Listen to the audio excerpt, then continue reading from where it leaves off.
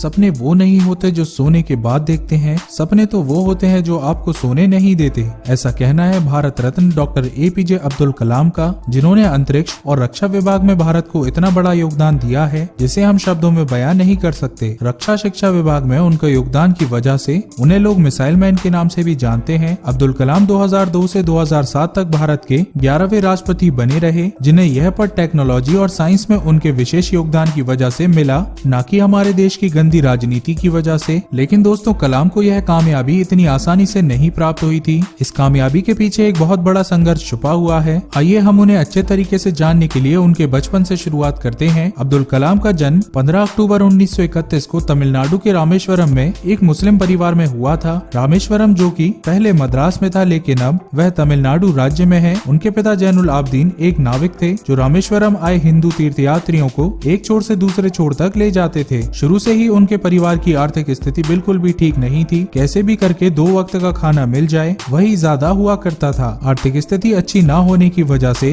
अब्दुल कलाम को छोटी सी ही उम्र में काम करना पड़ा। वह अपने घर वालों के आर्थिक मदद के लिए स्कूल से आने के बाद न्यूज़पेपर और मैगजीन बेचने का काम करते थे। इतने परिश्रम के बाद भी वह अपने पढ़ाई में पूरा ध्यान लगाते थे। उनके अंदर हमेशा कुछ नया सीखने की भूख रहती थी। उन्होंने अपनी स्कूल की पढ़ाई पास के ही एक साधारण से स्कूल से पूरी की और उसके बाद तिरुचिरापल्ली के सेंट जोसेफ कॉलेज में एडमिशन ले लिया, जहां से उन्होंने सन 1954 में भौतिक विज्ञान से ग्रेजुएशन किया। उनके पढ़ने और लिखने की शौक की वजह से उन्होंने पढ़ाई बंद नहीं की और आर्थिक स्थिति अच्छी न होने के बावजूद भी उनके लगन और मेहनत को देखते हुए उनके घर वालों ने पूरा सपोर्ट किया और आगे की पढ़ाई भी करवाई। वे पढ़ाई के लिए 1955 में मद्रास आ गए, जहां मद्रास इंस्टीट्यूट ऑफ टेक्नोलॉजी से उन्होंने अंतरिक्ष विज्ञान या फिर इंग्लिश में कहा जाए तो एरोस्पेस इंजीनियरिंग की पढ़ाई की। इंजीनियरिंग की पढ़ाई पूरी करने के बाद अब्दुल कलाम रक्षा अनुसंधान और विकास संगठन यानी DRDO में वैज्ञानिक के तौर पर चुने गए। वहां पर कलाम ने अपने करियर की शुरुआत भारतीय वायुसेना के लिए एक छोटे से हेलीकॉप्टर का डिजाइन बनाकर किया, लेकिन DRDO में काम करके उन्हें संतुष्टि नहीं मिल रही थी। DRDO में एक सीमित काम होता था जो कि रोज रोज दोहराना होता था और कलाम एक सीमित काम तक बंधे नहीं रहना चाहते थे। कुछ वर्षों तक काम करने के बाद 1969 में उनका ट्रांसफर भारतीय अनुसंधान संगठन यानी ISRO में हो गया। यहाँ पर वो भारत के सैटेलाइट लॉन्च परियोजना के डायरेक्टर के तौर पर नियुक्त किए गए थे। उस परियोजना को उन्होंने बखूबी सफलता पूर्वक पूरा किया और तभी उन्हें यह एहसास होने लगा कि शायद मैं इसी काम के लिए बना हूँ। उसके बाद से उन्होंने कभी भी पीछे मुड़कर नहीं देखा और एक के बाद एक शक्तिशाली मिसाइलें भारत को दे दी और दुनिया को दिखा दिया कि हम भारतीय भी किसी से कम नहीं है। एक अद्भुत वैज्ञानिक के तौर पर उनकी उपलब्धियों को देखते हुए 2002 में उन्हें राष्ट्रपति पद का उम्मीदवार बनाया गया और 2007 तक उन्होंने बखूबी अपने कार्यों को पूरा किया। अब उनकी उम्र काफी ढल चुकी थी। इस उम्र में आकर हर व्यक्ति आराम करने की सोचने लगता है, लेकिन उन्होंने ऐसा नहीं किया। वे कई जगहों पर प्रोफेसर के तौर पर कार्यरत रहे और अपना पूरा समय नवयुवकों के मार्गदर्शन में दिया। मानवता की भलाई और मनुष्य का जीवन अधिक सफल बनाने के लिए अब्दुल कलाम जी ने अपना पूरा जीवन समर्पित कर दिया और 27 जुलाई 2015 को अध्यापन कार्य के दौरान ही उन्हें दिल का दौरा पड़ा और वो हमें छोड़कर चले गए। दोस्तों, अब्दुल कलाम का कहना है कि जीवन में कठिनाइयां हमें बर्बाद करने नहीं आती हैं, बल्कि यह हमारे छुपे हुए सामर्थ्य और शक्तियों को बाहर निकालने के लिए हमारी मदद करती हैं। कठिनाइयों को यह जान लेने दो कि आप उससे भी ज्यादा कठिन हो। आपका बहुमूल्य समय देने के लिए बहुत बहुत धन्यवाद। दोस्तों, अगर आपको हमारी वीडियो पसंद आई हो तो इस वीडियो को लाइक करना ना भूलें। साथ ही अगर आपने अभी तक हमारे चैनल को सब्सक्राइब नहीं किया तो जल्दी से हमारे चैनल को सब्सक्राइब कर दीजिए ताकि इस तरह की और अच्छी वीडियोस आपसे मिस ना हो पाए।